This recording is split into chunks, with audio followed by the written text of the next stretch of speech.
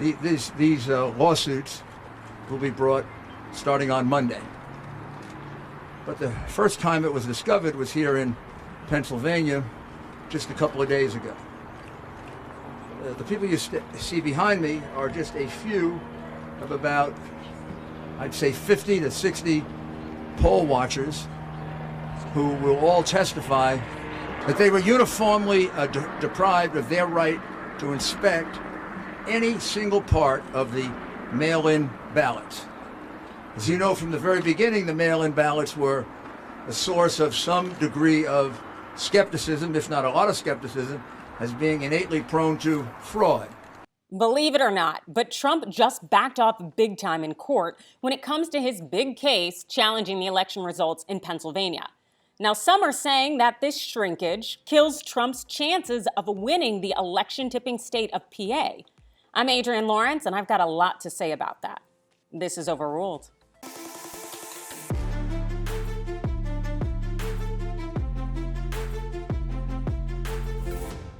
Welcome to TYT Overruled, where you get to be the judge.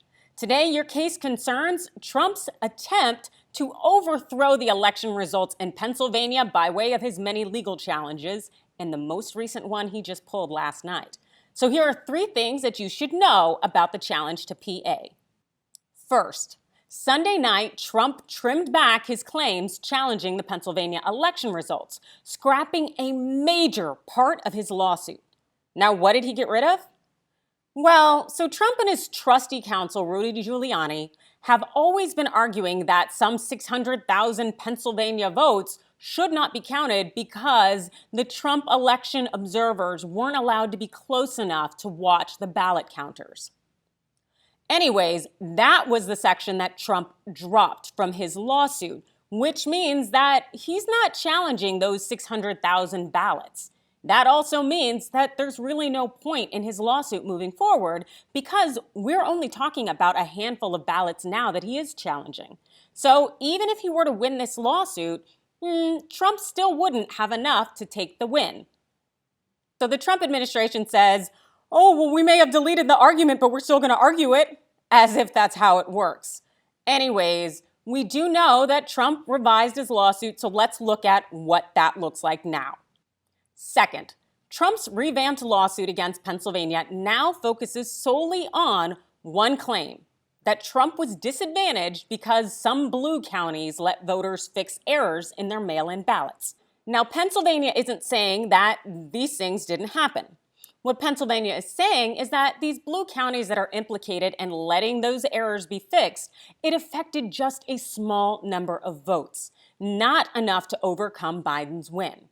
In fact, Pennsylvania's Secretary of State has already filed a request to dismiss Trump's revamped lawsuit because even if he won the lawsuit, the ruling wouldn't be enough for Trump to take Pennsylvania's 20 electoral votes.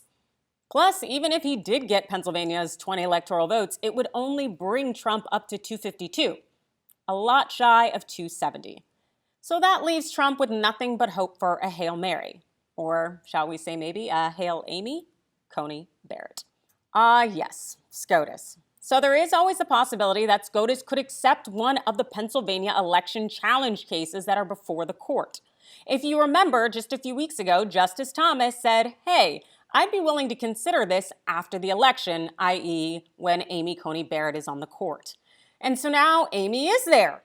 But SCOTUS has not done anything necessarily with those Pennsylvania election challenge cases that sit before it. Now, whether SCOTUS actually decides to move forward on that, we're going to have to wait and see. But we do know that Trump is likely to try to run all of these cases and lawsuits through the legal system in hopes of finally being able to get a viable challenge before SCOTUS, knowing that Amy Coney Barrett would possibly be willing to hear the case and would be enough to swing the vote in his favor. So that's it. Those are the 3 things to know about Trump's revamped challenge to Pennsylvania's election results. Do you think he's actually going to be able to have a viable case or viable challenge against Pennsylvania? Well, I don't know, but I'd love to hear your thoughts on that, and you can hit me up on Twitter using the hashtag TYT Overruled.